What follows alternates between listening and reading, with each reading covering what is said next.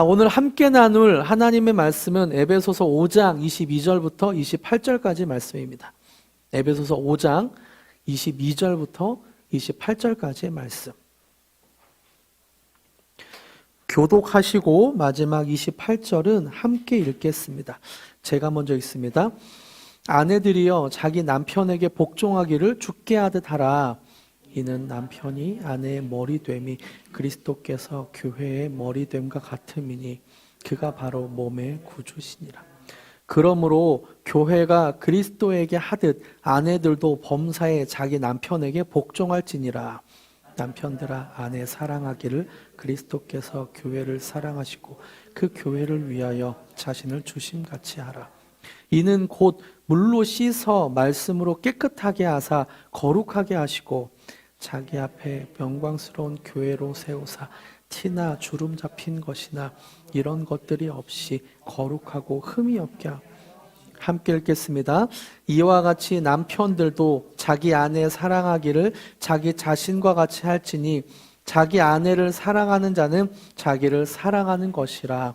아멘. 오늘 함께 나눌 하나님의 말씀은 에베소서 5장 22절부터 28절까지인데요. 28절까지를 본문으로 에베소서 강해 16번째 시간입니다. 기독교인다운 부부생활, 기독교인다운 부부생활이라는 제목으로 함께 말씀을 나누겠습니다. 우리는 계속해서 에베소서의 말씀을 살펴보고 있습니다. 에베소서는 계속 강조해서 말씀드리지만 1장부터 3장까지가 복음에 대해서 하나님의 경륜, 굿 뉴스, 복된 소식, 이 복음에 대해서 말씀하고 있고, 그리고 4장부터 6장까지가 이 복음을 믿는 사람들이 실제 어떻게 살아가는가에 대한 내용을 말씀하고 있습니다. 실제 삶에 대해서 말씀하고 있죠. 이렇듯 복음 그리고 복음을 믿는 사람들의 실제 삶을 구분짓는 에베소서 4장 1절에서는 이렇게 말씀하고 있어요. 4장 1절을 같이 한번 읽어볼까요? 시작. 그러므로 주 안에서 갇힌 내가 너희를 권하노니 너희가 부르심을 받은 일에 합당하게 행하여 부르심을 받은 일에 합당하게 행동해라. 하나님이 우리를 불러주셨는데 이 구원의 부르심에 합당하게 행동해라 라고 말씀하고 있습니다. 굿뉴스, 복된 소리를 믿었다면 그 믿음만큼 살아라, 믿음만큼 행동해라 라고 말하고 있는 거죠. 그리고 나서 합당하게 행동하는 것을 기독교인다운 행동, 기독교인다운 교회 생활, 기독교인다운 삶, 기독교인다운 말, 행동, 마음, 기독교인다운 시간 관리를 계속해서 말씀을 드렸습니다. 구체적인 내용이 궁금하신 분들은 글로리교회 유튜브 그 채널에 올라와 있는 이전 설교들이 있습니다. 그 설교들을 좀 참고해 주시면 되는데요. 이렇게 실제로 어떻게 살아갈지 합당한 삶을 말씀하고 있죠. 복음을 믿고 인생을 사는 사람들은 어찌 보면 세상 사람들과는 조금 다른 생각, 다른 관점, 다른 행동을 하는 것 같아요. 사회학자들은 세상 사람들이 행동하는 것 또는 열심히 인생을 살아가는 이유를 돈, 명예, 권력, 쾌락 이렇게 네 가지로 구분짓고 있습니다. 우리 주변을 한번 살펴볼까요? 예수님을 믿지 않는 사람 또는 조금 자조적인 목소리로 예수님을 믿는 사람도 인생을 왜 열심히 살아갑니까? 돈을 위해서, 자신의 명예를 위해서, 권력을 위해서, 자신의 쾌락, 돈을 많이 벌어서 나는 욜로 할 거야, 쾌락, 즐기기 위해서 살아가는 사람들이 대부분입니다. 사회학자들은 인간의 어떤 열정의 근원, 인간의 모티브, 그 어떤 동기가 되는 것을 이 네 가지로 설명하고 있죠. 하지만 복음을 믿은 사람은 이런 돈, 명예, 권력, 쾌락을 쫓는 것이 아니라 다른 관점과 다른 가치관을 갖고 살아가게 됩니다. 그래서 세상 사람들과 다르게 생각하고 행동하게 되는 거죠.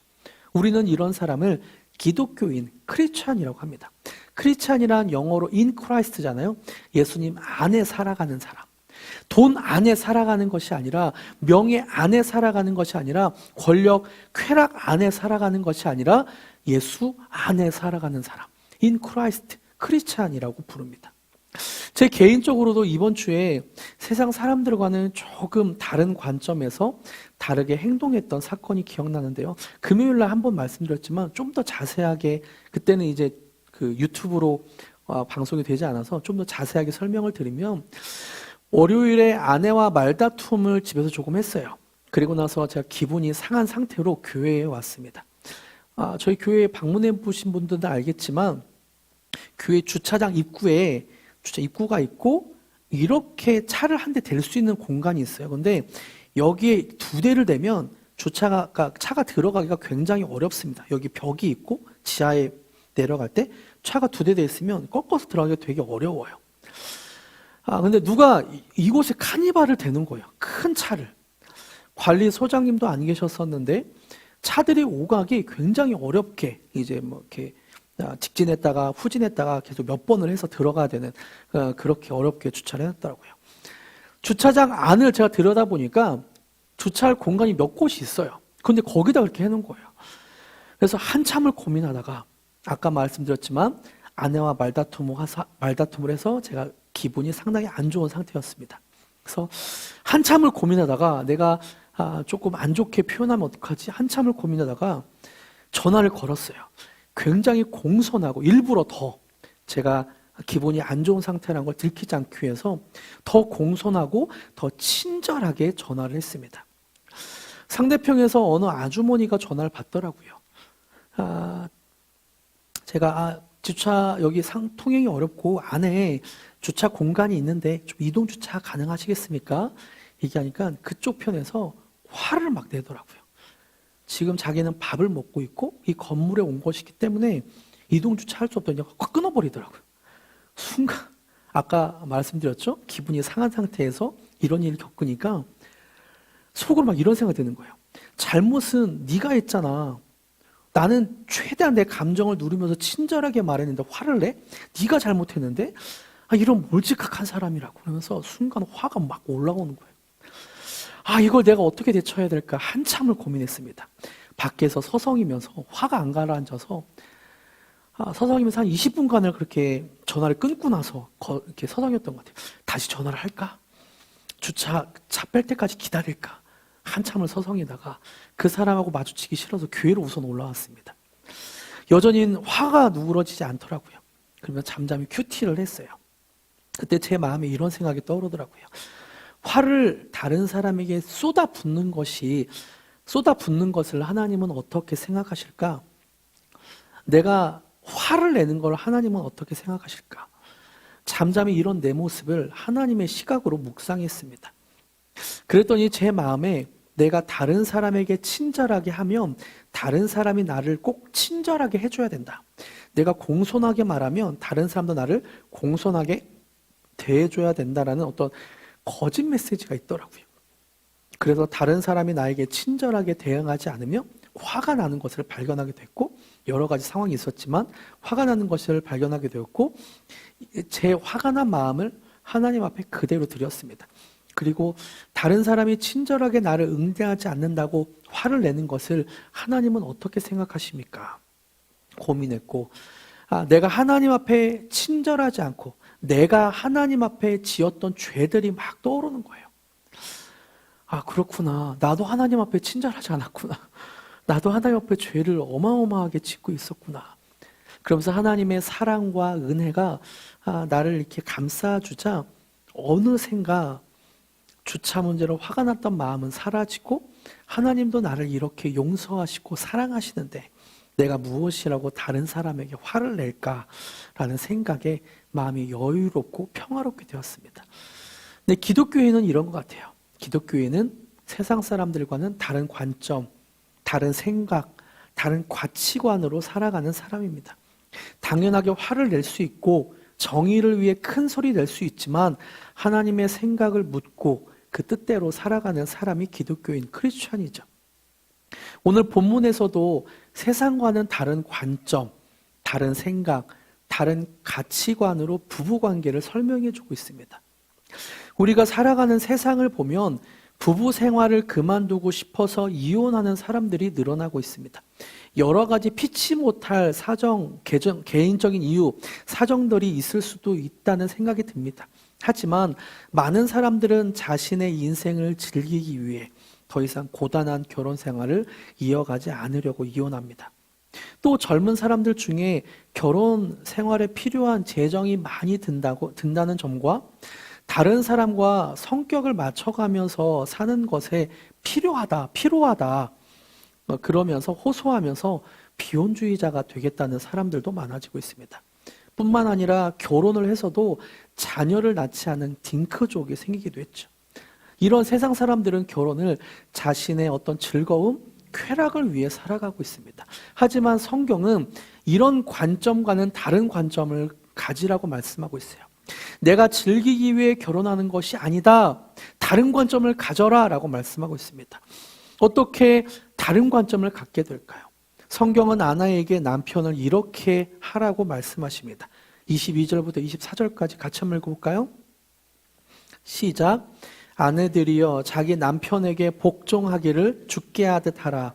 이는 남편이 아내의 머리됨이 그리스도께서 교회의 머리됨과 같음이니 그가 바로 몸의 구주시니.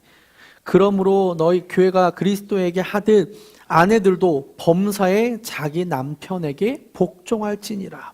성경은 아내가 남편을 향하여 가져야 할 관계의 덕목으로 복종하라 라고 명령하고 있습니다. 여기서 복종이란 말을 들으면 우리는 또는 현대인들은 조금은 부담스럽고 시대에 맞지 않다고 생각할 수 있습니다. 요즘 세상에서 복종이란 단어는 사실 군대밖에 쓰지 않잖아요. 상명하복. 군대에서나 복종해라고 말을 하지 사회 어느 곳에서도 복종이란 단어를 쓰지 않잖아요. 그래서 이 말씀을 좀 순화시켜서 생각하려고 많이 생각하기도 해요. 그래서 이 단어는 자원으로 하는 표현이다. 또는 남편이 사랑해야 복종하지. 그리고 이 단어는 시대에 맞지 않아라고 생각하기도 합니다. 복종이란 단어가 현대에는 불합리하고 굉장히 불합리하고 시대착오적인 단어처럼 여겨집니다. 그럼 남편들은 아내를 어떻게 생각해야 될까요? 25절과 28절에서는 남편들이 아내들을 이렇게 하라고 말씀하고 있습니다. 같이 한번 읽어볼까요? 시작. 남편들아 아내의 사랑하기를 그리스도께서 교회를 사랑하시고 그 교회를 위하여 자신을 주심같이 하라. 28절 시작. 이와 같이 남편들도 자기 아내 사랑하기를 자기 자신과 같이 할지니 자기 아내를 사랑하는 자는 자기를 사랑하는 것이라. 어떻게 말씀하고 있습니까?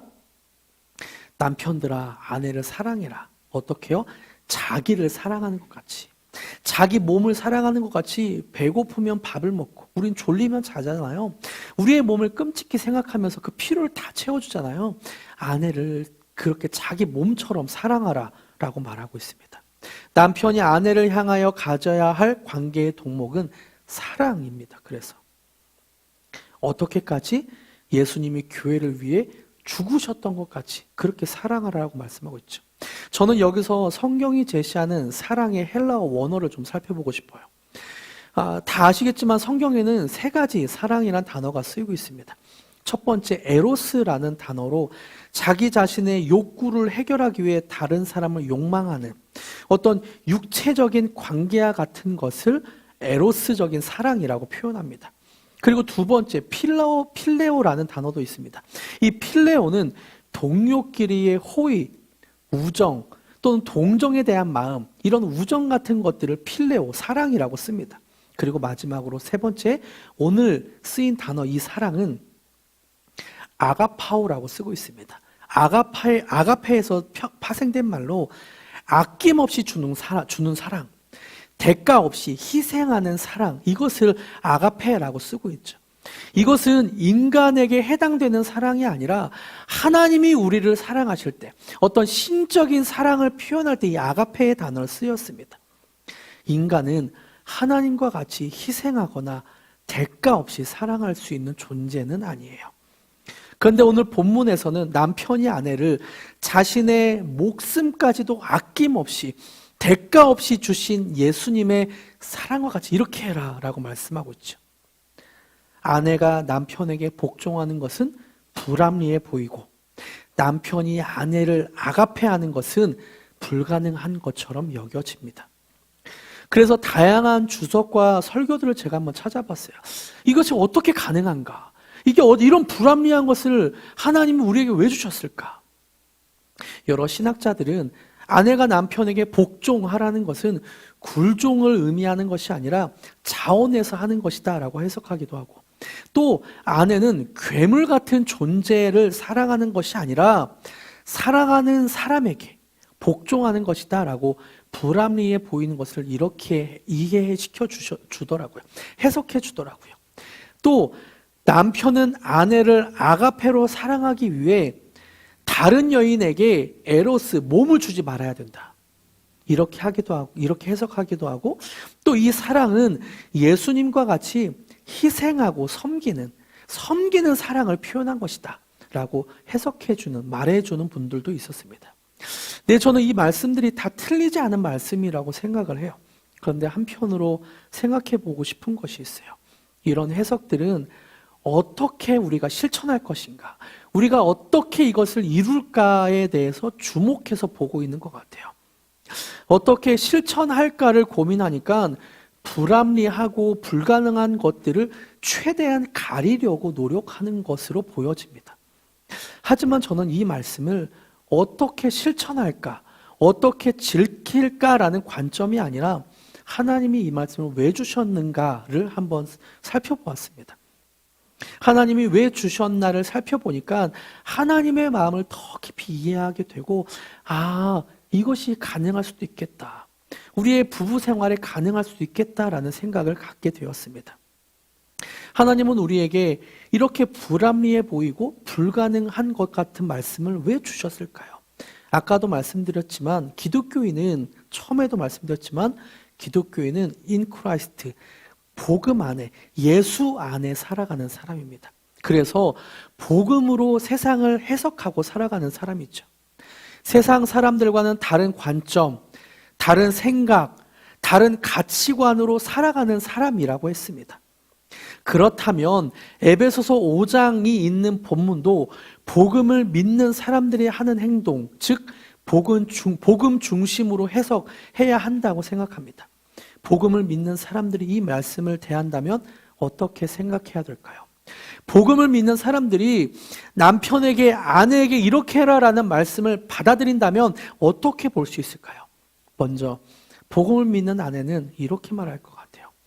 나는 죄인입니다. 나는 예수님이 나의 죄와 허물을 사해 주셨다는 걸 믿습니다. 나는 무가치한 존재이지만 예수님이 나를 살려주셨습니다. 이것을 믿는다면 예수님의 은혜와 사랑 안에 살아갈 수 있고, 나는 피해자야, 당신은 가해자야, 나는 피해자이기 때문에 내 요구를 당신이 들어줘야 돼 라고 생각하지 않을 거예요. 그래서 자신이 피해자이기 때문에 남편이 먼저 사랑해야지, 내 요구를 당신이 들어줘야지 생각하지 않고, 복종이라는 단어는 시대의 착오적인 단어다, 굉장히 불합리하다라고 생각하지 않을 거예요. 왜냐하면 복음 중심으로 생각하기 때문에 나는 무가치한 존재이지만, 나는 죄인이지만 예수님이 살려주셨습니다. 남편에게 복종하라고요? 네, 그렇게 할게요. 복음을 믿는 남편도 마찬가지죠. 아내에게 어떤 것을 요구하기 전에 내가 사랑할 수 있게 좀 꾸며, 내가 사랑할 수 있게 좀 어떻게 행동해, 자기 중심적으로 생각하는 것이 아니라 복음 중심적으로 생각한다면, 나는 죄인입니다. 하지만 예수님이 나를 구원하셨습니다. 나는 무가치한 존재입니다. 하지만 하나님이 나를 사랑하셨습니다. 이렇게 다른 관점, 다른 생각을 하게 된다면 아내를 사랑할 수밖에 없죠. 그리고 하나님이 주신 사랑으로 아내를 사랑하게 됐죠. 예수님이 나를 위해 십자가를 지셨던 그 사랑을, 그 희생을 기억하면서 아내를 이렇게 사랑하라고요? 네, 하나님, 제가 이렇게 사랑하겠습니다. 내가 힘이 없습니다. 주님, 도와주세요. 내가 이렇게 지킬 만한 능력이 없습니다. 예수님, 나를 도와주세요. 이것이 복음 관점으로 갖게 되는 부부 관계인 것이죠.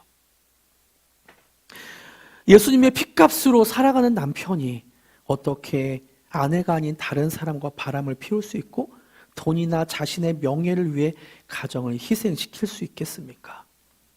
자기가 힘이 부족하다면 예수님께 간절히 기도하면서 고백하겠죠. 예수님, 내 안에 사랑이 부족합니다. 내가 죄인입니다. 내 죄를 주님이 해결해 주세요. 내가 아내를 사랑하지 않는 이 모습을 주님이 도와주세요. 내 죄를 주님이 갚아주세요. 그래서 부부 관계는 우리 모두 죄인이다에서 출발합니다. 나는 죄인이다에서 출발합니다. 나는 죄인입니다. 이런 나조차 하나님이 사랑하시고 구원하셨습니다. 고백하면서 아내는 예수님을 모시는 교회처럼 남편을 존경하고 복종하게 될 것입니다. 그리고 남편은 아내를 하나님의 사랑으로 자신의 몸을 내어주기까지 그렇게 사랑하게 될 것입니다. 결국 이 말씀을 어떻게 실천할까, 어떻게 지킬까가 아니라 복음 중심으로 보니까 그게 가능해지고, 또 복음 중심으로 보니까 우리의 힘으로 하는 게 아니라 예수님께 우리의 가정을 의탁하는 거더라고요. 만일 부부관계에 복음의 능력이 없다면 기도하십시오. 예수님, 내 안에 아내에 대한 사랑이 없습니다. 내 안에 남편에 대한 존경이나 복종하고 싶은 마음이 없습니다. 그 죄를 예수님께 드리십시오. 세상 사람들과 다른 관점, 다른 생각에서 나는 이만큼 희생하고 있는데, 나는 이만큼 이렇게 하고 있는데가 아니라 복음에서 출발하십시오. 부부관계가 하나님의 은혜로 살아가는 것이 아니라면 세상 사람들과 똑같이 서로에게 무언가를 요구하고 때로 비방하며 자신의 욕구를 채우기 위해 상대를 희생시킬 것입니다. 이런 부부관계는 예수님을 믿지 않는 거예요. 이런 부부관계는 예수님이 그 안에 없는 것입니다. 복음 없는 부부관계일 뿐이에요. 혹시 여러분 중에 아내가 남편에게 서운한 것이 많고 원망이 있어서 복종하는 것이 싫다면 자신 안에 복음대로 살아가고 있는지, 남편을 복음으로 바라보고 있는지 한번 돌아보시길 바랍니다. 또 남편이 아내를 자기 몸처럼 사랑하고 있지 않으면 복음대로 생각하고 살고 있는지 돌아보시길 바랍니다. 제프 벤더 스텔트라는 목사님은 복음의 언어라는 책을 통해서 자신의 신앙을 고백합니다. 목사님이지만 나는 불신자이다 라는 다소 충격적인 내용으로 시작하는데요. 제가 좀 읽어드릴게요. 나는 불신자이다. 당신도 불신자이다. 나는 자라면서 이 세상엔 두 종류의 사람이 있다고 생각했다. 예수 그리스도와 그분이 우리를 위하여 행하신 일을 믿는 사람과 믿지 않는 사람, 이렇게 말이다. 우리 모두는 이 둘 중 하나라고 생각했다. 그런데 25년 이상을 목사로 살아온 지금 나는 나를 포함한 우리 모두가 불신자임을 깨달았다. 적어도 우리 삶의 특정한 부분에 있어서는 말이다. 우리 모두가 불신자라는 말은 우리 삶에 여전히 하나님을 믿지 못하는 부분들이 있다는 의미이다. 우리는 하나님의 말씀과 그분이 예수 그리스도를 통해 이루신 일이 내 과거와 현재와 미래를 책임지기에 충분하다는 사실을 온전히 믿지 못한다. 우리는 하나님의 말씀과 그분이 하신 일이 충분하다고 온전히 믿지 않는다. 그래서 제프 목사님은 자신의 가정에서 예수님을 믿지 못했던 자신의 솔직한 부분을 솔직한 모습을 설명해 주고 있습니다. 목사님이니까 이렇게 생각하는 것 같아요. 우리와는 조금 다른 관점에서 가정에 예수님을 믿지 않았던 모습을 보여주고 있는데 좀 다른 내용이지만 제가 읽어드릴게요. 우리는 믿지 않는다. 우리는 불신자이다. 나도 이러한 불신과 날마다 씨름한다. 아내와 대화할 때 그녀가 내 부족한 점을 지적하면 내 머릿속에는 실패자라는 단어가 떠오른다. 저녁 식사를 하며 성경 이야기를 나누려고 할 때 아이들이 기대에 찬 초롱초롱한 눈빛 대신 지루하고 시큰둥한 반응을 보이면 내 머릿속에는 나쁜 아버지라는 단어가 떠오른다. 이웃의 사정을 잘 아는 좋은 이웃이 되라고 가르치면서 정작 그렇지 않은 나 자신을 볼 때면 위선자라는 단어가 떠오른다. 네, 여기까지입니다. 위선자라는 단어가 떠오릅니다. 그리고 제프 목사님은 우리는 복음을 믿고 복음의 진리를 제대로 알아야 한다라고 고백합니다. 그리고 여기는 빼주세요. 나중에 읽을 겁니다. 네. 제프 목사님은 우리는 복음을 믿고 복음을 제대로 알아야 된다라고 고백합니다. 복음을 삶의 모든 영역에서, 삶의 모든 방면에서 적용시키는 방법들을 알아야 된다, 깨달아야 된다라고 말하고 있죠. 우리의 일상과 삶의 모든 어려운 일들과 또 가정과 일터에서 복음대로 살아가는 방식을 배워야 된다라고 말합니다. 여러분에게 조금 어려운 질문일 수도 있어요. 질문을 드리겠습니다. 여러분의 부부관계는 복음을 믿고 있습니까? 여러분은 아내를 볼 때 복음으로 바라보고 있습니까? 아내들은 남편을 볼 때 복음으로 바라보고 있습니까? 청년들은 배우자를 찾을 때 복음으로 배우자를 찾고 있습니까? 세상 사람들과는 다른 생각, 다른 관점, 다른 가치관으로 그렇게 바라봐야 될 것입니다. 예수 그리스도의 삶과 죽음과 부활이 부부 사이에 영향을 주고 있다면 우리는 세상 사람들과는 다른 생각과 관점과 가치관으로 서로를 바라보고 더 그렇게 은혜 안에 살아가게 될 것입니다. 복음은 모든 것을 변화시킵니다. 할렐루야. 복음은 우리의 인생에 충분합니다. 할렐루야. 복음이면 모든 것으로 만족이 되고 충분합니다. 할렐루야. 믿으십니까? 말씀을 맺겠습니다. 아까 말씀드린 제프 벤더 스텔트 목사님은 복음을 삶에서 유창하게 살기 위한 예화로 자신이 스페인의 한 마을에서 살았던 이야기를, 경험을 소개해주고 있습니다. 제프 목사님은 영어권, 미국 사람이거든요. 영어권 사람이지만 영어를 전혀 하지 못하는 스페인의 어느 가정에 홈스테이를 했다고 합니다. 영어가 모국어인 목사님은 다른 사람이 스페인어를 빨리 말하는 것을 들으면 그것을 계속 집중해서 듣기 위해 온 신경을 곤두세우고 또 머릿속에는 이게 어떤 말을 하는 거지? 하면서 계속 생각을 하고 또 대답을 한마디 할 때에는 영어로 생각나는 것을 스페인어로 바꿔가지고 한 단어 한 단어 조심스럽게 말하는 과정이 계속 반복되었다고 합니다. 그래서 처음 한 달 동안은 의사소통 자체가 안 되니까 너무 피곤해서 기절하다시피 잠들었다고 합니다. 책에서는 이렇게 표현하는데요. 정말 진이 빠졌다. 이 기간 동안 나는 말하는 것이 너무 피곤해서 아예 말을 줄이고 많이 듣기만 했다고까지 표현합니다. 이렇게 수개월간 스페인에 살면서 라디오, TV, 길거리 표지판, 책, 잡지 등등에서 스페인어에 노출되어서 살다 보니까 스페인어를 말하는 것이 수개월 만에 자유로워졌다라고 말합니다. 심지어 꿈도 스페인어를 꾸었다고 해요. 그리고 이렇게 다른 나라의 언어를 배우는 것과 같이 복음을 믿고 살아가는 인생 또한 마찬가지라고 말하는데요. 복음의 언어에 유창해지는 것을 제프 목사님은 책을 통해 설명해 주고 있습니다. 이렇게 표현해 주고 있어요. 제가 읽어드릴게요. 아까 거기 다시 띄워주세요. 네, 하나님은 그분의 백성들이 복음도 이러한 유창함을 통해 경험하기를 원하신다.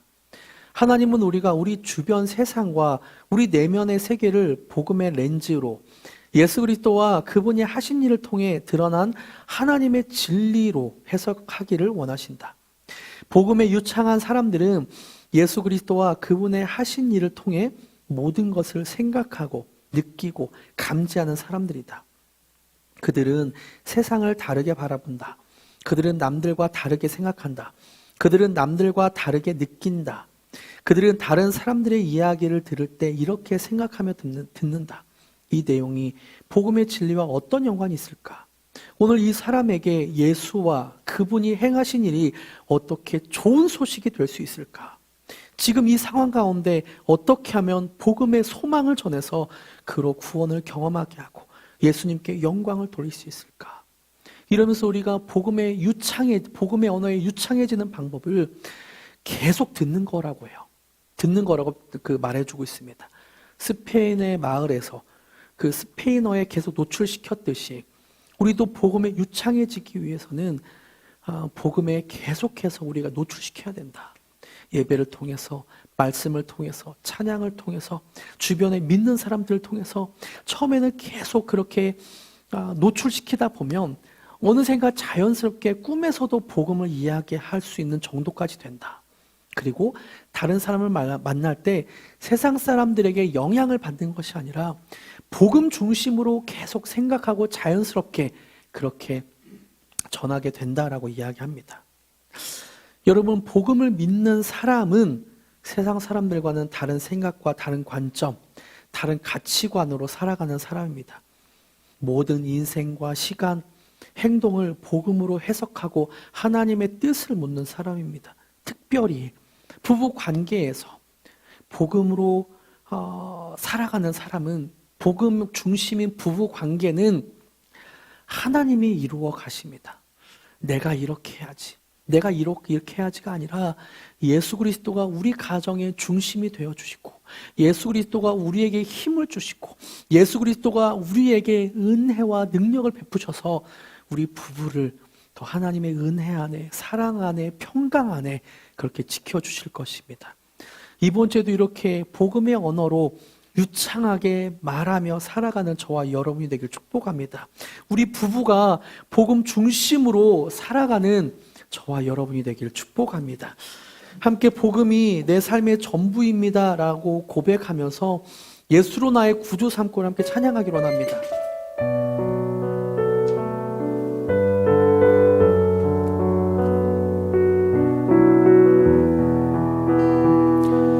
예수로 나의 구주 삼고, 예수로 나의 구주 삼고, 성령과 피로써 거듭나니 이 세상에서 내 영혼이 하늘의 영광. 다시 한번 예수로 나의 구주 삼고, 성령과 피로써 거듭나니 이 세상에서 내 영혼이 하늘의 영광 누리도다. 이것이 나의 간증이요, 이것이 나의 찬송일세. 나 사는 동안 끊임없이 구주를 찬송, 온전히 주께 맡긴네요. 온전히 주께 맡긴네요. 사랑의 음성을 듣는 중에 천사들 왕래하는 것과 하늘의 영광, 이것이 나의